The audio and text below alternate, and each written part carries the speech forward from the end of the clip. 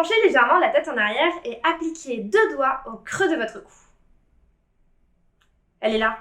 Vous la sentez pulser? C'est votre carotide. Cette autoroute de la circulation sanguine permet d'acheminer le sang du cœur jusqu'au cerveau. Comme pour un réseau routier, cette artère se subdivise ensuite en divers chemins, routes, jusqu'aux plus petits sentiers du cerveau, les capillaires.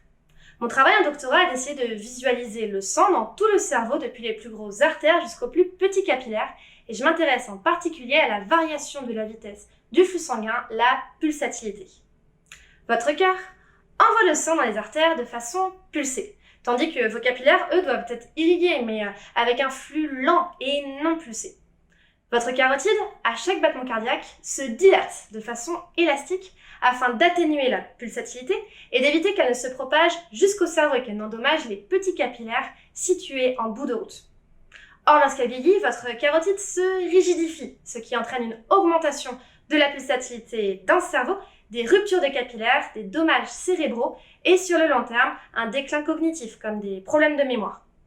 Il est donc important de mesurer la pulsatilité dans tout le cerveau, mais le problème c'est que les techniques d'imagerie actuelles font l'impasse sur cette question. C'est pourquoi j'ai développé une nouvelle technique, l'imagerie ultrasonore super résolue dynamique. Vous avez tous déjà sûrement vu la photo d'une ville vue du ciel. Vous savez que de nuit, la lumière des phares des voitures permet de deviner le tracé des routes.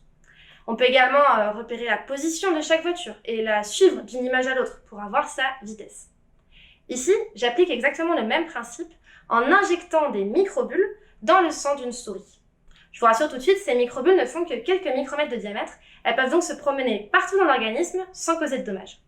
Chez notre souris, plusieurs millions d'entre elles ont été suivies par imagerie ultrasonore à 1000 images par seconde dans tout le cerveau. En termes de volume de données, on parle ici de l'équivalent de l'ensemble de la série Friends générée en seulement 10 minutes. Donc il est vrai qu'il est moins palpitant de regarder des bulles se promener dans un cerveau, donc on confie cette tâche-là à un super ordinateur bardé de cartes graphiques qui va faire les calculs pour nous. Donc comme pour nos voitures, j'ai développé un algorithme permettant de repérer la position de chaque microbulle, sa vitesse, et j'ai synchronisé le tout avec le rythme cardiaque pour voir la variation de ma vitesse. J'arrive donc à filmer le sang partout dans le cerveau, depuis les plus grosses artères jusqu'aux plus petits capillaires, et à mesurer ma fameuse pulsatilité.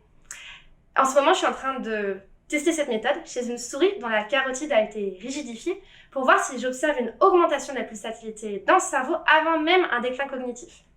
Ainsi, si cette méthode fonctionne, elle pourrait devenir le nouveau Google Maps trafic du cerveau. On parviendrait à mesurer les accélérations, prévoir les embouteillages, empêcher les accidents et agir à temps pour sauver des vies.